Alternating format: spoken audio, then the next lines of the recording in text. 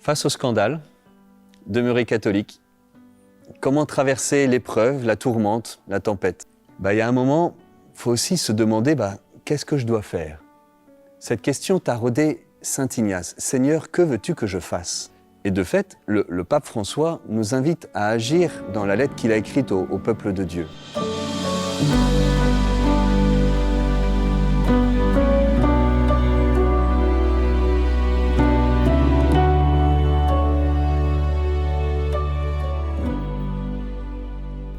Nous ne pouvons pas fuir comme dans la parabole du bon samaritain.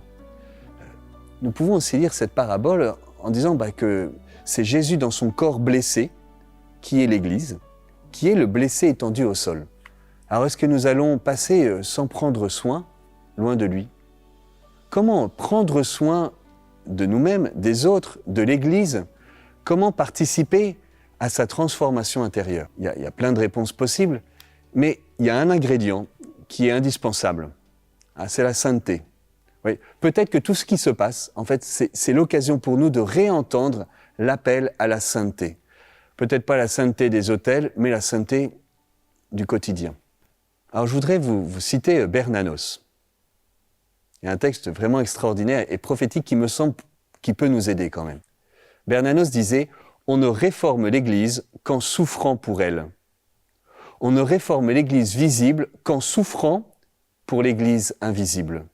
On ne réforme les vices de l'Église qu'en prodiguant l'exemple de ses vertus les plus héroïques. » Saint François d'Assise n'a pas défié l'iniquité. Il n'a pas tenté de lui faire front.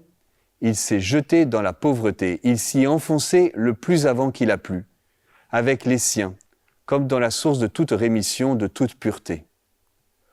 Au lieu d'essayer d'arracher à l'Église les biens mal acquis, il l'a comblé de trésors invisibles. L'Église n'a pas besoin de réformateurs, mais de saints.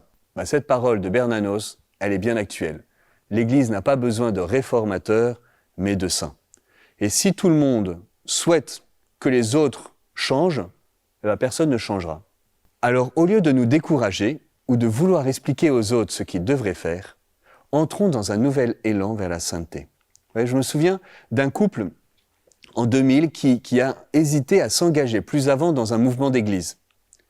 Et puis en voyant ce qui s'était passé le 11 septembre 2001, avec l'attentat terroriste à New York, ce couple a dit qu'en fait, devant ce déferlement de haine, il n'y avait pas d'autre réponse que de se donner eux-mêmes plus totalement. Et c'est ce qui les a décidés à s'engager. Dans l'évangile des tentations de Jésus au désert, nous pouvons voir que le point commun entre les trois tentations, c'est que le diable tente Jésus d'abuser de son pouvoir pour manipuler et acquérir le bien par la force. Alors, soit envers soi-même, c'est transformer les pierres en pain, soit envers les autres, c'est devenir maître des nations, soit envers Dieu, où on oblige Dieu à intervenir.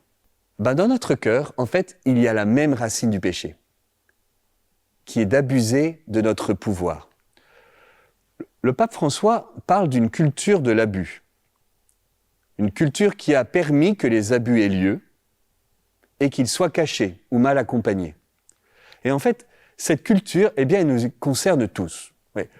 Moi, quand j'entre dans un bar où tout le monde fume, même si je fume pas, lorsque je sors, je sens la clope. Et donc cette ambiance qui a imprégné l'Église, je n'en suis pas indemne. Et il s'agit pour chacun d'entre nous de discerner quelle est la conversion personnelle à vivre à son propre niveau. Par exemple, comment apprendre à aimer l'autre sans l'utiliser? Il y a un livre de Pascalide sur le sujet qui donne d'excellentes pistes. Comment est-ce que je vais être libre intérieurement et comment je vais laisser l'autre libre intérieurement par rapport à moi? Quelle ouverture y a-t-il en moi à la séduction, à ma séduction, à la séduction des autres, à la flatterie? Est-ce que j'aime flatter, être flatté? Une autre réflexion possible, c'est finalement ces grandes figures spirituelles, pourquoi m'ont-elles façonné? Pourquoi en avais-je besoin? Pourquoi ces figures étaient-elles si importantes pour moi? Moi, je suis Jésus-Christ, je ne suis pas un homme ou une femme. Alors si ces hommes et ces femmes tombent finalement, pourquoi est-ce que ça me trouble si profondément?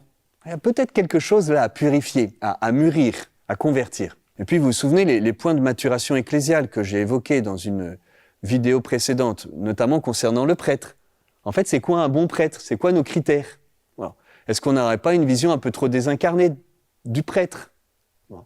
Est-ce que finalement, on n'est pas un peu dans la confusion entre la sainteté de ce que fait le prêtre lorsqu'il confesse et qu'il célèbre la messe, et puis sa sainteté personnelle? Alors Seigneur, nous nous mettons devant toi et viens nous éclairer, parce que tout ce qui se passe en ce moment, ça nous agite, ça nous trouble, mais en fait, tu nous parles à travers tout ça.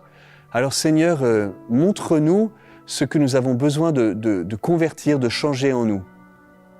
Et nous te remercions parce que tu ne permets pas que nous passions par cette épreuve sans nous donner ce dont nous avons besoin.